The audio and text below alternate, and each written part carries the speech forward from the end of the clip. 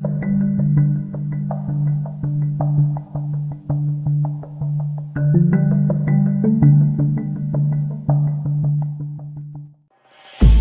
देर बाद मुझे नीचे जंगल में राणा के आदमी की आवाज सुनाई दी। महाराज, राणा जी पूछते हैं कि अब हम ऊपर आ जाएं। मैं अपनी जगह से उठकर पत्थर की दीवार के पास आया और नीचे वादी में झांककर बुलंद आवाज में बोला, आ जाओ, अब ऊपर आ जाओ। राणा खूनी ने आते ही पूछा, महाराज होन कंड हो गया क्या? मैंने पानी की कटोरी की तरफ इशारा करके कहा, राणा, इस कटोरी में कामदेव के सारे मंत्रों का जाप बंद है। इस पानी को संभाल कर रखो, जहाँ भास्कर लाल की भनक पड़े वहां पहुंचकर इसके रास्ते में ये पानी छिड़क देना। वो जब इधर से गुजरेगा तो अंधा हो जाएगा। राणा खूनी ने मेरे पाँव छुए और खुशी खुशी पानी का कटोरा उठा लिया और अपने आदमी को गाली देकर कहा कि इस कटोरी पर ढक्कन रखकर कपड़े से बांध कर रख दो। रात का खाना हमने एक ही जगह बैठकर खाया। मैंने राणा से कहा, राणा, आज कामदेव के मंत्रों का जाप हुआ है। कामदेव प्रेम और सोमरस का देवता है। जा, आज हम भी तुझे आज्ञा देते हैं, आज तुझे भरकर ताड़ी पी। कामदेव खुश होगा। राणा ने खुशी से एक नारा लगाया और वहीं ताड़ी की बोतल खोल दी। मैं चाहता था कि आज वो पी पी कर इतना धुत हो जाए कि इसे कुछ होश न रहे और मैं हंसा को लेकर वहां से निकल जाऊं। पहरेदारों और इसके आदमियों की मुझे कोई परवाह नहीं थी। इनको काबू करने का मुझे ढंग आता था। रात हो गई, चारों तरफ अंधेरा छा गया। मैंने बहाने बहाने से राणा से नाग बूटी यानी सांप के जहर का त्रियाग वो मिसवाक भी हासिल कर ली। इसे कहा कि मैं इस पर मजीद कुछ मंत्र पढ़कर फूंकना चाहता हूँ ताकि इसका असर दुगना हो जाए। राणा को भला क्या एतराज हो सकता था। जब वो नशे में झूमता झूमता हुआ अपनी गार में चला गया तो मैंने नाग बूटी वाली मिसवाक और चाकू अपनी थैली के अंदर संभाल कर अपने पास ही रख लिया और मच्छरदानी के अंदर तख्त पर नीम दराज होकर रात के मजीद गहरा होने का इंतजार करने लगा। आहिस्ता आहिस्ता नीचे जंगल में गहरा सकूत तारी होता गया। मेरी नज़र उन दोनों पहरेदारों पर थी जो राणा की गार के बाहर पथरीली दीवार के साथ बैठे ताड़ी से जी बहला रहे थे। वक़्त गुजरता चला गया, फिर राणा के गार की लालटेन बुझ गई। थोड़ी देर बाद राणा की वाही तबाही बकने की सदाएं बुलंद हुई। इसके बाद गहरी खामोशी छा गई। अब किसी वक्त भी हंसा राणा के गार से बाहर निकल सकती थी। मेरी एक्शन शुरू करने का वक्त आ गया था। मैंने पहरेदार को आवाज़ दी। एक पहरेदार जल्दी से मेरी तरफ बढ़ा। वो किसी कदर झूम रहा था। बंदूक वो वहीं रखाया था। जब वो मेरे करीब आया तो मैंने कहा, मुझे वहाँ झाड़ियों में आहट सुनाई दी है, ज़रा देखो तो वहाँ कौन है। वो आदमी चौकस होकर मेरे तख्त के पीछे वाली झाड़ियों में उतर गया।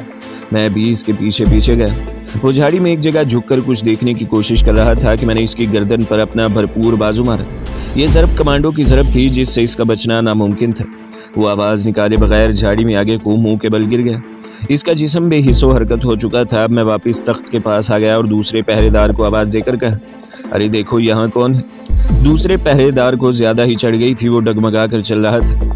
इसे मैंने तख्त की दूसरी जानिब ही दबोच लिया और इसकी गर्दन सिर्फ इस हद तक और इतनी ही देर तक दबाई कि जिससे वो बेहोश हो जाए। मैंने इसे बीच झाड़ियों में गिरा दिया। अब मैं जोगी सन्यासी नहीं था, पूरा कमांडो था। तख्त के पास ज़मीन पर बैठ गया। अभी तक हंसा गार से बाहर नहीं निकली थी। मुझे सख्त उलझन होने लगी। कमबख्त इसने इतनी देर क्यों कर दी? कहीं वो भी तो नहीं सो गई? मैं दबे पाऊँ बैठे बैठे अंधेरे में राणा की गार की तरफ बढ़ने लगा।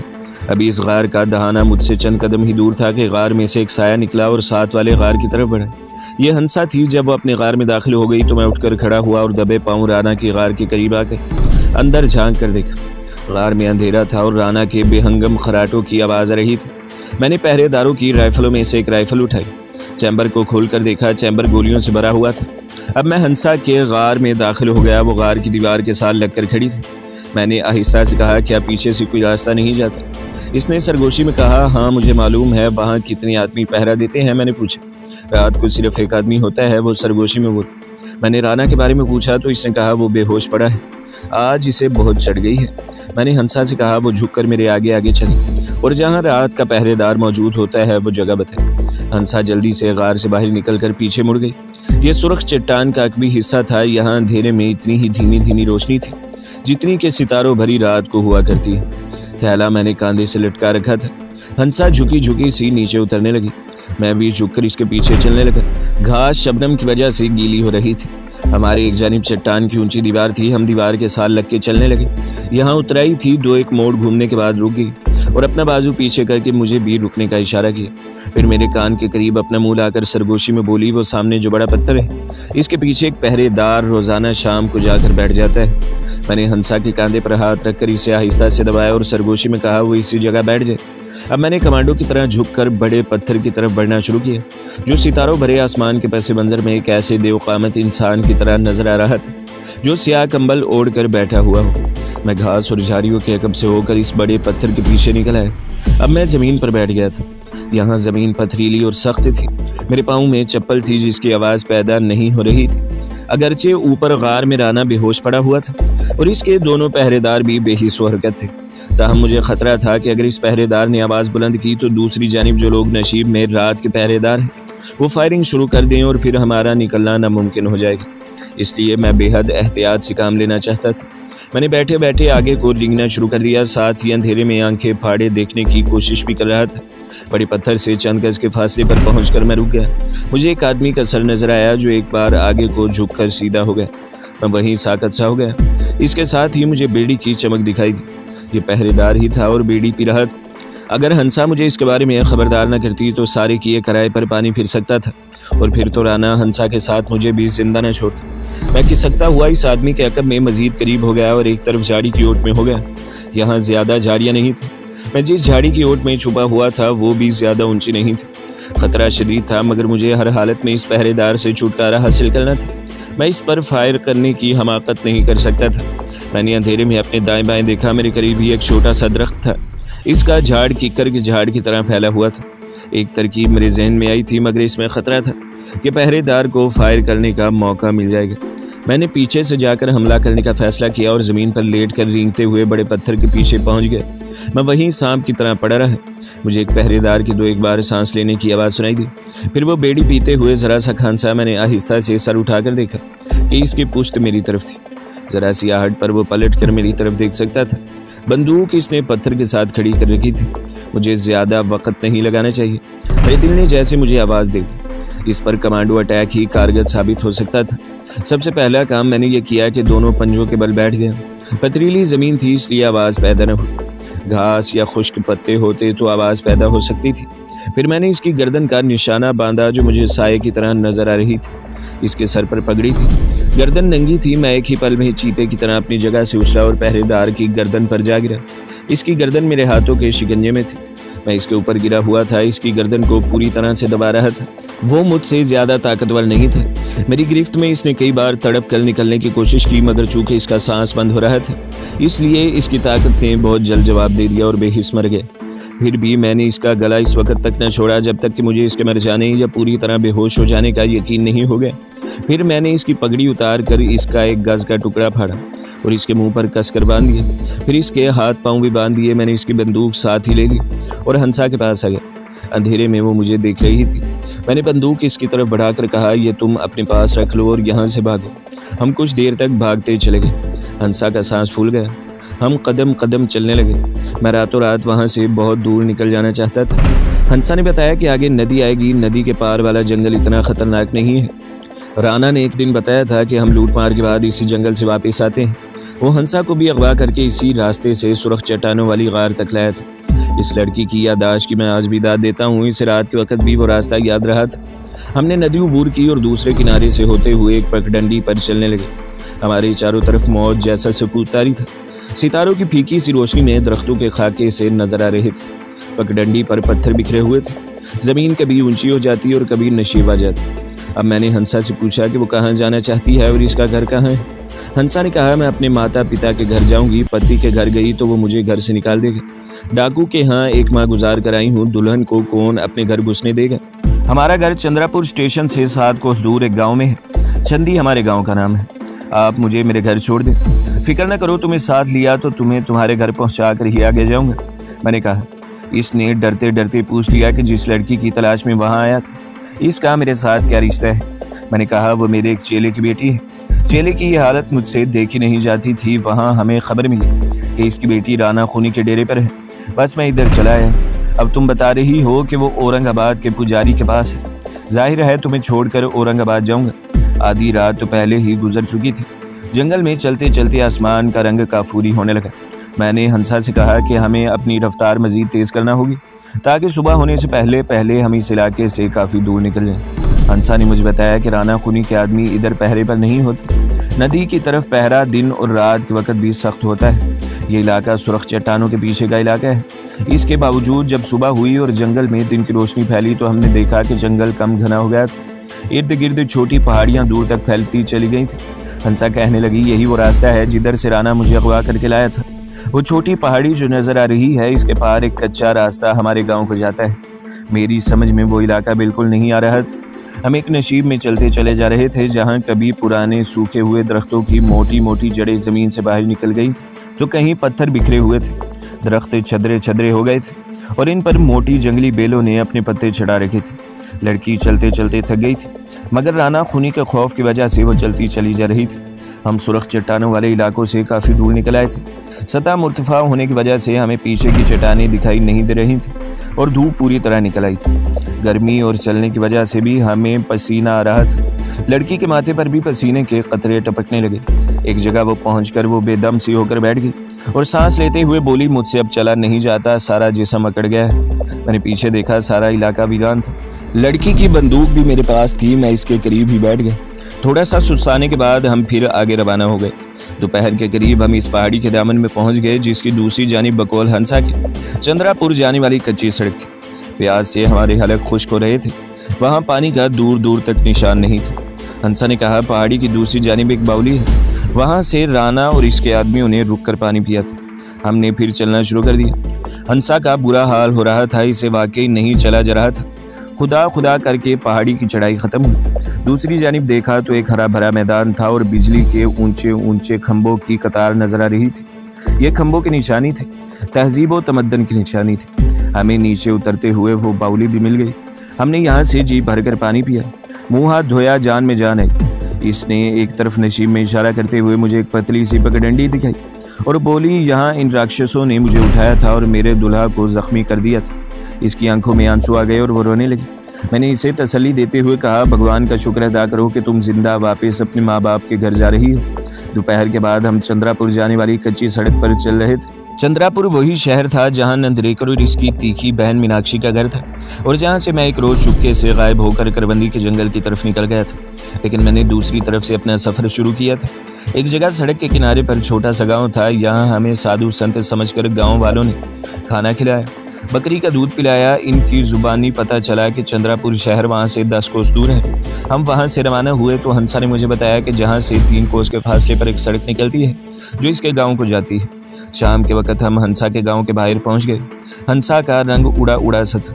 अपने गांव को देखकर इस पर घबराहट सी तारी हो गई। आखिर घबराहट क्यों ना तारी होती जिस गाँव से वो दुल्हन बनकर अपने दुल्हा के साथ निकली थी। आज बेहाल दाखिल हो रही थी। फिर भी वो बड़े हौसले वाली लड़की थी। कुछ मैं भी हौसला दे रहा था कि मैं इसके माता पिता को सारी बात समझा दूंगा। इसके माता पिता ने अपनी बच्ची को देखा तो उन्होंने इसे अपने साथ लिपटा लिया और फूट फूट कर रोने लगे। वो अपनी बेटी से मायूस हो चुके थे। मैंने इन्हें बताया कि इनकी बेटी बेगुनाह है। खूनी बदमाश इसे उठा कर ले गया था जहाँ से मैं इसे छुड़वा कर लाया हूँ। बेचारी माँ तो रोए जा रही थी। बहरहाल किस्सा है मुख्तसर। मैं इस रात इनके बसीदा मकान के छप्पर के नीचे बसर की और अगले रोज इजाज़त लेकर चंद्रापुर और रेलवे स्टेशन की तरफ रवाना हो गए। राना खूनी के आदमियों ने मेरे पैसे भी मुझे लौटा दिए थे जो इस वक्त मेरे पास थे। मीनाक्षी के घर जाने का सवाल ही पैदा नहीं होता था। मैं औरंगाबाद पहुंच जाना चाहता था जहां सोनिया बदमाश पुजारी के कब्जे में खुदा जाने की सालम में थी। चंद्रापुर से ट्रेन में सवार होकर वरिंगल जंक्शन से हैदराबाद पहुंचा तो रात हो गई थी। वरिंगल जंक्शन पर ट्रेन लेट मिली थी। हैदराबाद का शहर रोशनियों में जगमगा रहा था। कभी यह शहर इस्लामी तहजीब और सकाफत का गहवारा हुआ करता था। इस्लामी शान व शौकत की अलमबरदार इमारतें वैसे ही थी मगर इनकी रूह परवाज कर चुकी थी और ये अब महज मुर्दा इमारतें थी जो सुनसान रातों में अपने गुमशुदा मकीनों को याद करती थी। हैदराबाद दक्कन एक अजीमुशान मुस्लिम रियासत का यादगार शहर था। यहाँ मैं 2-1 बार पहले भी आ चुका था। अगरचे हिंदुओं ने अपने जीनियों पहना रखे थे मगर मुस्लिम तहजीब और सकाफत की निशानियाँ जगह जगह दिखाई देती थी। गर्दन तक बंद लंबी हैदराबादी शेरवानियाँ और तुर्की टोपियाँ अब भी नजर आ रही थी। दुकानों और स्टेशन पर तामिल तेलुगु के अलावा उर्दू में लिखे हुए साइन बोर्ड भी मौजूद थे। जर्क बर्क साड़ियों के साथ साथ स्याह बुर्का पोश मुस्लिम खवातीन भी रमादमा थी। मैं अभी तक साधु सन्यासी के भेष में था। चुनाचा रेलवे स्टेशन के करीब ही एक बोर्ड नजर आया जिस पर अजीजिया होटल लिखा था। इस होटल में आकर एक कमरा किराए पर लिया। मैंने स्टेशन से ही मालूम कर लिया औरंगाबाद के लिए मुंह अंधेरे गाड़ी छूटती है। रात मैंने होटल में बसर की। मुंह अंधेरे गाड़ी पकड़ी और औरंगाबाद की तरफ रवाना हो गए। दिन काफ़ी निकल आया था। जब मैं औरंगाबाद पहुंचा, इस शहर का संग बुनियाद औरंगजेब आलमगीर ने रखा था।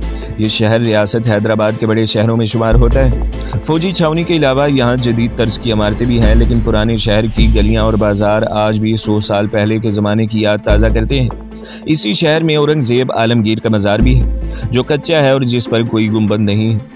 इसी शहर से 7 मील के फासले पर देवगिरी नाम का वो कदीम शहर भी आबाद है, जिसे ख़ानदान तगलक के हुक्मरान मोहम्मद तगलक ने अपना पाए तख्त बनाने के बाद इसका नाम दौलताबाद रखा था। यहाँ इसने किला भी तामीर कराया था, जिसकी चमक दमक आज भी कायम है। किले की बुलंदी पर तगलक ने एक बहुत बड़ी तोप रखवा दी थी, जो आज तक वहीं पड़ी है। जदीद अहद के इंजीनियर भी ये मुअम्मा हल नहीं कर सके कि चिलचिलाती धूप में ये तोप गर्म क्यों नहीं होती। अलवरा के गार औरंगाबाद के करीब ही मज़ाफ़ात में है। मेरी मंजिल यही अलवरा के गार थे। यहाँ गर्मी थी और धूप में काफ़ी तपिश थी। स्टेशन पर ही मैंने मुँह हाथ धोकर खाना खाया, माथे पर विष्णु नाम का तिलक लगाया और चुपके से पैदल ही अलवरा गारों की तरफ रवाना हो गया। मुझे अलवरा के करीबी मंदिर के बहरूपीय पुजारी पर भारकर की तलाश थी, जो सोनिया को छुपाए हुए था। चाकू मैंने गिरवी धोती के अंदर अड़स लिया था। थैला मेरी बगल में लटक रहा था। इसमें गिरवी छोटी चादर और सांप बूटी के सिवा और कुछ नहीं था। अलवरा के गार एक ऊंची पहाड़ी के अंदर वाक़ था। दूर से मैंने गैर मुल्की सयाहों को गारों के दरवाजे की तरफ जाते देखा। गारों के करीब ही बाएं जानिब इमली के गुंजान दरख्तों के नीचे मुझे एक छोटा सा मंदिर दिखाई दिया। यही वो मंदिर हो सकता था जिसकी मुझे तलाश थी। मैं सन्यासियों वाले अमन और सुकून के साथ चलता हुआ मंदिर के दरवाजे पर आकर रुक गया। चबूतरे में तुलसी का छोटा पौधा लगा था। मैंने दूर से विष्णु भगवान को सलाम किया और फिर बैठ गया। मेरी नज़रें मंदिर के दरवाजे पर थी, जहाँ से कुछ गरीब सी अधेड़ उम्र और थी, पत्तों में प्रसाद और फूल लिए हुए बाहर निकल रही थी। अचानक मेरे पीछे से किसी ने तेलुगु जुबान में कहा, बाबा लोग किधर से आना हुआ। मैंने गर्दन घुमाकर देखा। मेरे पीछे दाहिनी जानिब एक काली रंगत वाला मजबूत जिस्म का आदमी, सर पर साफा बांधे पुजारियों के लिबास में, हाथ में पानी से भरी हुई गड़वी लिए खड़ा मुझे घूर रहा था। मैंने हाथ जोड़कर इससे नमस्कार किया और मराठी जुबान में कहा, महाराज मैं महाराष्ट्र से आया हूँ विष्णु भगवान के दर्शन के लिए। ये पुजारी पर भारकर के सिवा और कोई नहीं हो सकता था। वो मुझे अपनी जर्द जर्द आंखों से बराबर मुझे घूर रहा था। मैंने उपनिषद का एक संस्कृत श्लोक पढ़ा और कहा, हम विष्णु भगवान के नशीटाधारी हैं, जोग भी कमाया है और संन्यास भी लिया है। विष्णु भगवान के मंदिरों में झाड़ू देना हमारे कर्म कांड का हिस्सा है। हम नगर नगर फिर कर अपने कर्म कांड का पालन करते हैं। मैं जानबूझकर इस किस्म की हिंदी और संस्कृत के अल्फाज बोल रहा था ताकि इस पर मेरा असर पड़ जाए, क्योंकि इस शख्स की आंखें बता रही थी वो बड़ा अय्यार और छूटा हुआ बदमाश है, जिसने मंदिर के पुजारी का भेष बदल रखा है। इसने मुझ पर धार्मिक एतबार से बहुत बड़ा एतराज़ किया। अगर मैंने विद्यानत और भक्ति मार्ग का गहरा मुतालिया न किया होता तो मेरे कदम लाजमी तौर पर उखड़ जाते। वो कहने लगा, सन्यासी जी, सन्यास लेने वाले जोगी तो पूजा पाठ और भगवान के अवतारों से भी बेनियाज हो जाते हैं, फिर आप कैसे सन्यासी हैं कि मंदिरों की यात्रा करते फिरते हैं। मैं मुस्कुराया। इस असना में इसके एतराज़ का जवाब मेरे जहन में आ गया। मैंने कहा, गुरु गोरखनाथ ने भी सन्यास लिया था, परंतु जब तक उन्होंने कैलाशपुरी से लेकर कन्याकुमारी तक के विष्णु मंदिरों की सेवा नहीं की, इनका सन्यास सफल नहीं हो सका। मैं भी इन्हीं के मार्ग पर चल रहा हूँ और विष्णु जी के मंदिरों और पुजारियों की सेवा कर रहा हूँ। अभी मेरा सन्यास भी अधूरा है। इसने कोई जवाब न दिया और खामोशी से मंदिर की तरफ चल दिया। मैंने ओलख निरंजन का एक नारा लगाया और मंत्रों का जाप शुरू कर दिया। मंदिर को जाने वाले और जाने वालियां मेरे पाँव छूकर मंदिर की तरफ जाने लगे। इतने में एक 10-12 साल के लड़के ने मेरे सामने रतन जो के फूलों का दोना रखते हुए हाथ जोड़कर नमस्कार किया और बोला, महाराज मेरी माता बीमार है, भगवान से प्रार्थना करे कि वो अच्छी हो जाए। मैं रोज़ मंदिर आकर भगवान की सेवा करता हूँ। इस वक्त हम दोनों के सिवा वहाँ और कोई नहीं था। मैंने लड़के की तरफ मुस्कुराकर देखा और कहा, बालक तूने मंदिर के पुजारी जी से प्रार्थना कराई क्या? लड़का बोला, हाँ महाराज, पुजारी जी से भी प्रार्थना की थी, मगर मेरी माँ अच्छी नहीं हुई। मैंने ज़रा सा खांसते हुए पूछा, अभी जो मेरे पास खड़े थे वो मंदिर के पुजारी जी थे ना? हाँ महाराज, लड़का हाथ बांधते हुए बोला, पर वो मुझे ज़्यादा देर मंदिर में ठहरने नहीं देते। मैंने आहिस्ता से कहा, पुजारी जी का नाम क्या है बेटा? लड़के ने कहा, परबारकर बोलते हैं महाराज ने। यही वो परबारकर था जिसके पास राणा खूनी ने सोनिया को भेजा था। इसका मतलब था कि मैं सांप के बिल के पास पहुंच गया था। अब इस बिल में हाथ डालकर मुझे अपना मोती निकालना था, जो यकीनन एक ख़तरनाक काम था, मगर मैं वहाँ से खाली हाथ वापस जाने के लिए नहीं आया था। मैंने लड़के के सर पर हाथ रखा और कहा, बेटा हम तेरी माता के लिए भगवान से प्रार्थना करेंगे। लड़के ने माथा टेका और एक तरफ होकर बैठ गया। पुजारी परबारकर पर मुझे अपना असर जमाने की ज़रूरत थी, ताकि मैं इससे सोनिया के बारे में मालूमात और कवायद हासिल कर सकूँ। अभी तक वो मुझसे बात करने का इरादा नहीं रखता था, क्योंकि मैं इसकी हुक्मरानी में दाखिल हो गया था। मैं परबारकर का एतमाद क्यों कर हासिल कर सकता था?